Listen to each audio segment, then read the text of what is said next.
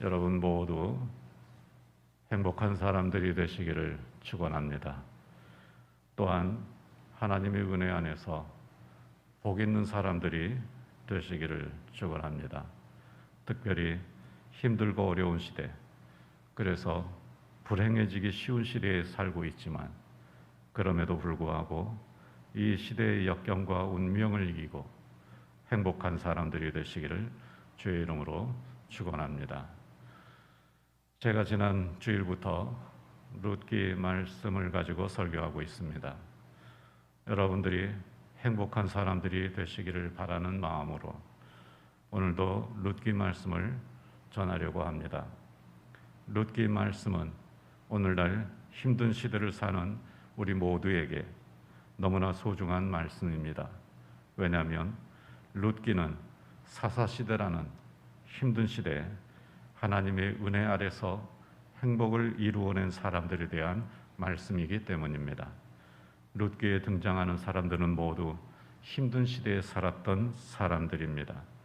하지만 그럼에도 불구하고 하나님의 은혜 아래서 행복한 사람이 되었습니다.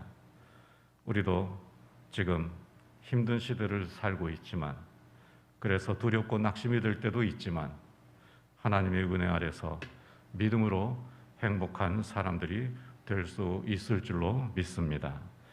그 비결을 룻기를 통해서 발견하는 우리 성도들이 되시기를 축원합니다. 지난주에는 나오미에 대해서 말씀을 드렸습니다. 나오미는 한때 잘못된 선택으로 불행한 사람이 되었습니다. 나오미의 잘못된 선택이 무엇이었는지 기억하십니까? 네. 나오미의 잘못된 선택은 이스라엘을 떠나서 모압으로 간 것이었습니다. 물론 이스라엘에 큰 흉년이 들어서 살기가 힘들었습니다. 그래서 더 살기 좋은 모압으로 이민을 간 것입니다. 그러나 아무리 흉년이 들었어도 이스라엘은 이스라엘입니다. 하나님의 은혜가 있는 땅입니다. 하나님께서 돌보시는 땅이었습니다. 그런데 그 땅을 떠났습니다. 아무리 힘들어도 하나님의 은혜가 있으면 능히 감당할 수 있었을 것입니다. 아무리 살기가 어려워도 하나님의 은혜가 있으면 살 수 있었을 것입니다. 그런데 그냥 떠나간 겁니다. 잘못된 선택의 결과는 참담했습니다. 소중한 것을 다 잃었습니다. 그때 나오미는 하나님께서 이스라엘을 돌보신다는 소식을 들었습니다. 이스라엘에 하나님의 은혜가 있었다는 것입니다. 그래서 돌아가기로 결심했습니다. 실패했지만 울더라도 돌아가겠다고 결심한 것입니다. 나오미는 결국 하나님의 은혜 아래 사는 길을 선택했습니다. 이것이 행복의 시작이었습니다. 하나님의 백성은 하나님 안에, 하나님의 은혜 아래 있어야 행복한 것입니다. 제가 지난 주간 동안에 참 안타까운 소식들을 적지 않게 들었습니다. 요즘 코로나19 방역지침 2.5 단계 방역지침 때문에 원래 법적으로는 신방도 금지가 되어 있습니다. 하지만 위기에 처한 가정, 두려워하는 가정, 신방을 안 할 수가 없습니다. 제가 몇 가정을 신방을 해야 했습니다. 위기에 처해 있었고 두려워하고 있었습니다.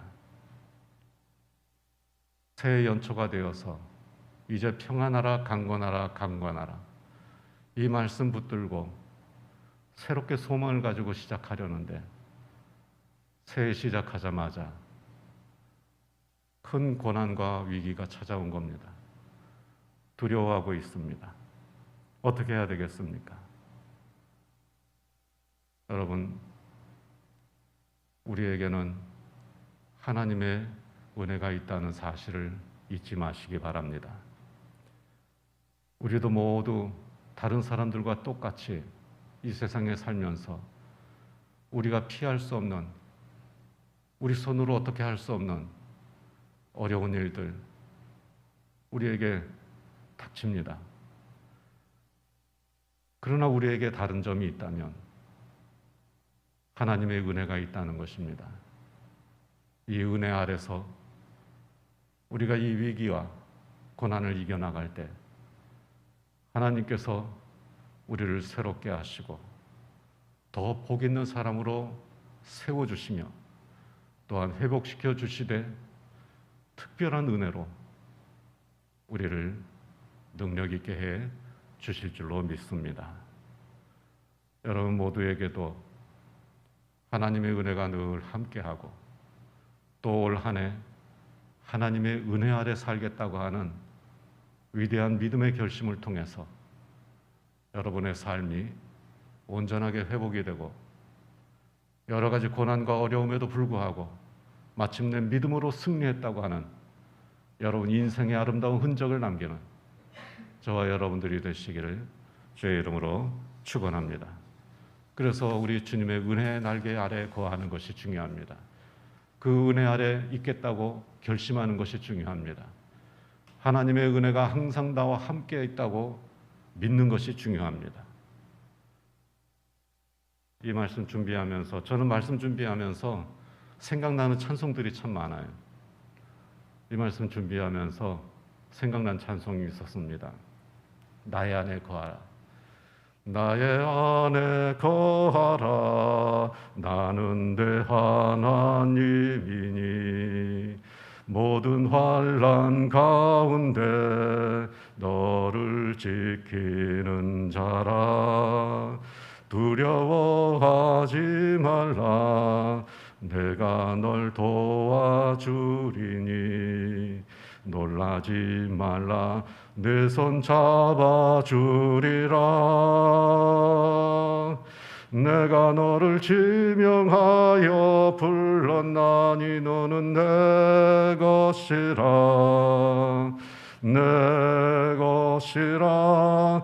너의 하나님이라. 내가 너를 보배롭고 존귀하게 여기노라. 너를 사랑하는 내 여호와라. 아멘. 나의 안에 거하라. 내가 너를 보배롭고 존귀하게 여겨주실 것이다. 여러분 우리 인생에 하나님 믿지 않는 사람과 별다른 것 없이 우리의 힘으로 어찌할 수 없는 여러 가지 고난과 힘든 일들을 닥칠 수 있습니다. 그러나 우리 하나님 믿는 사람에게 다른 점이 있다면 그 하나님의 은혜 안에 거하고 있다는 사실입니다. 특별히 우리가 고통당할 때, 우리가 힘이 들 때, 두려울 때 더욱더욱 하나님께서 우리와 가까이 계시고 우리를 그분의 품 안에 은혜의 날개 그늘 아래 우리를 덮어주시는 것입니다. 그러므로 바른 선택을 하시기 바랍니다.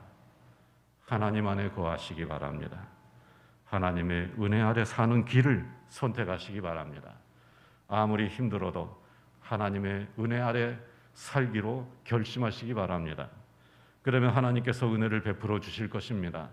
보배롭고 존귀하게 여겨주실 것입니다. 그리고 감당할 힘을 주실 것입니다. 그리고 도와주실 것입니다. 그리고 손을 잡아 주실 것입니다. 이 시대, 어려운 시대 나도 행복할 수 있나요? 내가 과연 행복할 수 있을까? 의문을 가지는 사람들이 많이 있을 것입니다. 여러분, 답은 예스입니다. 나도 행복할 수 있고 이 시대에도 행복할 수 있습니다. 어떻게 하면 될까요? 첫째, 울더라도 돌아가라. 하나님의 은혜 아래 사는 길을 선택하라 하는 것입니다. 우리가 하나님의 은혜 아래 살기를 선택하면, 그 길을 살기로 결심하면 하나님께서 우리에게 은혜를 베풀어 주시고 우리는 여러 가지 고난과 역경 가운데에서도 행복이 무엇인지 아는 하나님의 백성들이 될 수 있을 줄로 믿습니다. 제가 이제 오늘 서론으로 나쁜 고집과 좋은 고집이라고 하는 내용을 먼저 말씀을 드리도록 하겠습니다. 자, 이제 지금까지는 복습이었고요. 이제 오늘 말씀입니다. 오늘 두 번째, 나도 행복할 수 있나요? 두 번째, 거룩한 고집장이가 되라 하는 것입니다. 아무리 바른 선택을 해도, 나오미가 나중에는 바른 선택을 했습니다. 아무리 바른 선택을 해도 그 선택을 지탱하지 못하면 소용이 없습니다. 바른 선택을 끝까지 지키는 고집이 필요합니다. 이것을 저는 거룩한 고집이라고 말하고 싶습니다. 고집을 부린다는 것은 대부분 부정적인 의미로 사용이 되지만 고집이 나쁜 것만은 아닙니다. 요즘 식당 이름에 무슨 고집 하면서 우리 지역에도 무슨 최고집 어쩌고 있죠. 네. 식당 이름에 이 고집이라고 하는 단어를 넣는 식당들이 제법 있습니다. 무슨 고집입니까? 우리 식당은 좋은 재료를 고집합니다. 우리 식당은 맛있는 음식을 만드는 고집이 있습니다. 뭐 대충 그런 뜻입니다. 나름대로 좋은 고집을 가지고 고집 있게 그 좋은 것을 끝까지 지켜나가겠다고 하는 그런 결심을 보여주는 식당 이름입니다. 좋은 고집입니다. 좋은 고집은 우리의 삶을 성공으로 이끄는 중요한 특징입니다. 그러나 나쁜 고집은 우리의 삶을 망하게 하는 것입니다. 특히 미련한 사람의 특징은 나쁜 고집을 꺾지 않는다는 것입니다. 재미있는 말씀이 있는데요. 잠언 27장 22절 말씀을 우리 한번 함께 읽어보겠습니다. 미련한 자를 곡물과 함께 절구에 넣고 공회로 찌을지라도 그의 미련은 벗겨지지 아니하느니라. 미련한 사람의 고집은 그 미련함은 벗겨지지 않습니다. 고집이 셉니다. 그 미련함을 벗겨낼 수가 없습니다. 그래서 미련한 사람은 결국 망하는 것입니다. 나쁜 고집, 무식한 고집, 무익한 고집, 교만한 고집, 자기만 아는 고집, 하나님을 부인하는 고집, 이런 고집이 문제입니다. 로마서 2장 5절에 보면 네 고집과 회개하지 아니한 마음이 심판날에 하나님의 진노를 쌓는다고 말씀합니다. 여러분, 사실은 하나님의 말씀을 들으면 그 말씀이 살아 역사하면서 그 사람의 마음을 움직이게 돼 있습니다. 그런데 그것을 거부하는 겁니다. 고집을 부리는 겁니다. 그래서 하나님을 믿지 않는 겁니다. 그래서 이 고집 때문에 결국은 멸망하고 심판을 받는 것입니다. 인생의 불행은 바로 이런 고집 때문에 찾아오는 것입니다. 죄에서 돌이켜 회개하지 않는 고집 때문에 화를 자초하고 하나님 앞에 머리를 숙이지 않는 목이 곧은 고집 때문에 은혜를 입지 못하는 것입니다. 반면에 거룩한 고집이 있습니다. 이제 본론에 거룩한 고집쟁이들을 여러분들에게 소개를 해드리려고 합니다. 거룩한 고집쟁이들, 위대한 신앙인들은 모두가 다 거룩한 고집쟁이들이었습니다. 그 중에 으뜸은 노아입니다.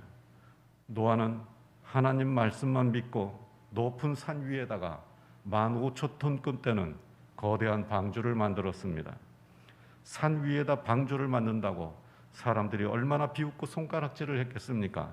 그러나 노아는 오랜 세월 모든 비난과 조롱을 참으면서 방주를 만들어냈습니다. 여러분, 보통 고집 아닙니까? 보통 고집이 아닌 겁니다. 거룩한 고집쟁이로 유명한 사람이 또 있습니다. 다니엘입니다. 다니엘은 우상 앞에 바쳐진 왕의 진미를 먹지 않겠다고 고집했습니다.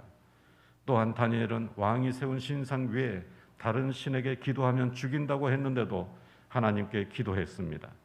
다니엘은 여호와 신앙을 포기하지 않았던 거룩한 고집쟁이였습니다. 아브라함은 어떻습니까? 아브라함은 말씀만 믿고 고향을 떠나서 약속의 땅에서 평생 나그네로 산 고집쟁이였습니다. 모세는 바로의 악한 고집보다 더 센 거룩한 고집으로 이스라엘 민족을 애굽에서 해방시켰습니다. 다윗은 거룩한 고집으로 골리앗과 맞서 싸워 이겼으며 느헤미야는 역시 거룩한 고집으로 예루살렘 성벽을 52일 만에 재건을 했습니다. 신약의 사도들은 거룩한 고집으로 죽기까지 복음을 전했으며 바울 사도는 거룩한 고집으로 세상 자랑 모두 버리고 복음을 전했습니다. 우리 교회 역사에도 거룩한 고집으로 역사를 바꾸고 하나님의 나라를 새롭게 하는 그러한 사람들이 얼마나 많이 있었습니까? 토마스 선교사는 거룩한 고집으로 대동강으로 가는 배를 탔습니다. 많은 사람들이 만류했습니다. 가지 말라고 했습니다. 하지만 그는 거룩한 고집을 부렸습니다. 대동강으로 가는 배를 기어코 탔습니다. 그리고 이 땅에 복음의 첫 씨앗이 되었습니다. 언더우드와 아펜젤로 선교사 역시 거룩한 고집으로 우리 땅을 찾아왔습니다. 주기철 목사님은 거룩한 고집으로 신사참배를 반대하다가 옥중에서 순교했습니다. 손양원 목사님은 거룩한 고집으로 교회를 지키다가 공산당에 순교를 했습니다. 고집스러운 이 믿음들이 역사를 바꾸고 민족을 변화시켰습니다. 거룩한 고집이 하나님의 뜻을 이루고 축복의 미래를 만들었습니다. 그러므로 거룩한 고집쟁이가 되시기를 축원합니다. 하나님의 은혜 아래 살겠다고 고집하는 고집쟁이가 되시기를 축복합니다. 주의를 지키고 예배를 지키는 고집쟁이, 말씀대로 사는 고집쟁이, 십자가를 결코 놓지 않는 고집쟁이, 예수 전당 고집쟁이, 그런 거룩한 고집쟁이가 되시기를 주의 이름으로 축원합니다. 이제 오늘 우리가 읽은 말씀 룻의 거룩한 고집에 대해서 보도록 하겠습니다. 모압 여자 룻도 대단한 고집쟁이였습니다. 시어머니 나오미가 모압을 떠나 고향으로 가면서 두 며느리 오르바와 그리고 룻에게 친정으로 돌아가라고 말했습니다. 그러나 돌아가지 않겠다고 했습니다. 룻기 1장 9절 10절 말씀을 우리 화면을 보면서 함께 읽어보겠습니다. 그들이 소리 높여 울며 나오미에게 이르되 아니니이다. 우리는 어머니와 함께 어머니의 백성에게로 돌아가겠나이다 하는지라. 나오미의 두 며느리 오르바 룻은 모압 사람입니다. 시어머니가 고향으로 베들레헴으로 돌아간다고 했을 때 이 두 며느리는 이미 남편도 세상을 떠났고 굳이 자기 나라 땅을 떠날 이유가 없었습니다. 거기에다가 시어머니 나오미가 친정으로 돌아가라고 강력하게 권고까지 했습니다. 그러나 그들은 울면서 돌아가지 않겠다고 했습니다. 다시 나오미가 두 며느리에게 친정으로 돌아가라고 하자 오르바는 돌아갔습니다. 고집을 부리다가 그만 포기를 한 것입니다. 그러나 룻은 계속해서 나오미를 따라가면서 친정으로 가지 않았습니다. 그러자 나오미가 다시 룻에게 말했습니다. 너도 너의 동서를 따라 돌아가라. 그래도 룻은 친정으로 돌아가지 않았습니다. 그러면서 룻은 죽으면 죽었지 친정으로 돌아가지 않겠다고 말했습니다. 뭐라고 말했는지 한번 볼까요? 룻기 1장 16절 17절 말씀을 우리 한번 같이 읽어보겠습니다. 내게 어머니를 떠나며 어머니를 따르지 말고 돌아가라 강권하지 마옵소서. 어머니께서 가시는 곳에 나도 가고 어머니께서 머무시는 곳에서 나도 머물겠나이다. 어머니의 백성이 나의 백성이 되고 어머니의 하나님이 나의 하나님이 되시리니 어머니께서 죽으시는 곳에서 나도 죽어 거기 묻힐 것이라. 만일 내가 죽는 일 위에 어머니를 떠나면 여호와께서 내게 벌을 내리시고 더 내리시기를 원하나이다 하는지라. 죽으면 죽었지 안 돌아가겠다는 것입니다. 참 대단한 고집입니다. 사람이 어떤 선택을 할 때 손익을 계산해보고 합당한 이유를 찾아서 선택하는 것이 계획입니다. 그러나 상황을 살펴보지도 않고 합당한 이유도 없이 무조건 선택하는 것은 고집입니다. 룻은 무조건 나오미를 따라가겠다고 말하고 있습니다. 나오미를 따라가는 것이 더 유리하다고 판단해서도 아니고 왜 따라가야 하는지 설명하지도 않았습니다. 그냥 무조건 따라가겠다는 것입니다. 죽으면 죽었지 친정으로 돌아가지 않겠다고 말합니다. 손익 계산이 없습니다. 계획이 없습니다. 그냥 고집입니다. 이렇게 죽어도 따라가겠다고 고집을 부리는데 어떻게 막을 방법이 없었습니다. 결국 나오미가 졌습니다. 그래서 18절에 보면 나오미가 말합니다. 룻이 자기와 함께 가기로 굳게 결심함을 보고 그에게 말하기를 그치니라. 이렇게 아무리 권면해도 그 고집을 꺾지 않으니까 결국은 손을 들었습니다. 이렇게 해서 룻은 하나님께서 복 주시는 땅에 들어가게 되었고 그 땅에서 복 있는 사람 보아스를 만났습니다. 그리고 하나님의 은혜의 날개끈을 아래 보호를 받는 복 있는 사람이 되었고 또한 보아스와 결혼해서 행복한 가정을 다시 회복하고 다윗 왕의 증조 할머니가 되었습니다. 이러한 룻의 고집이 거룩한 고집이라고 부를 수 있는 것인데 이 룻의 거룩한 고집은 100% 거룩한 고집이 아니었습니다. 여러분, 룻에게 아주 대단한 믿음이 있어서 베들레헴으로 가겠다고 말한 것이 아니었습니다. 룻은 그저 아주 작은 믿음 하나 붙잡고 고집을 부렸던 겁니다. 100% 거룩한 고집이 아니었습니다. 룻이 불행을 극복하고 행복한 인생의 주인공이 된 것은 나오미를 따라 하나님께서 복 주시는 땅으로 가겠다고 고집을 부렸기 때문입니다. 그런데 룻이 믿음이 좋아서 따라간 것은 아닙니다. 즉 룻이 순전히 하나님을 향한 믿음 때문에 나오미를 따라가겠다고 고집을 부린 것은 아니라는 것입니다. 룻의 고집이 100% 거룩한 고집은 아니었습니다. 나오미가 가지 않았으면 룻도 가지 않았을 것입니다. 그렇다고 해서 룻에게 믿음이 전혀 없었던 것도 아닙니다. 룻이 나오미에게 이렇게 말했습니다. 우리 함께 화면을 보면서 읽어보겠습니다. 어머니의 하나님이 나의 하나님이 되시리니. 자, 여기 보면 하나님에 대한 신앙이 한 달이 건너 있습니다. 룻은 자기 스스로 하나님을 믿는 사람이 아니라 어머니가 믿는 하나님을 보고 어머니를 따라가겠다는 것입니다. 100% 아주 순전한 그런 거룩한 믿음은 아니라는 것입니다. 바로 이 고백입니다. 100%가 아니라 단 1%의 믿음만 있어도 그 1%를 붙잡고 놓지 않으면 거룩한 고집쟁이가 될 수 있다는 것입니다. 여러분, 믿음이 어떻게 자랍니까? 처음부터 100% 믿음으로 변화되는 역사가 일어납니까? 처음에는 0.1%의 믿음, 그리고 그 믿음을 계속 붙잡고 있다 보면 1%의 믿음이 되고, 그리고 그 1%의 믿음을 포기하지 않고 고집을 부리면서 계속 붙잡고 있다 보면 10%의 믿음이 되고, 그 10%의 믿음을 포기하지 않고 계속 붙잡고 있다 보면 100%의 믿음이 되는 것입니다.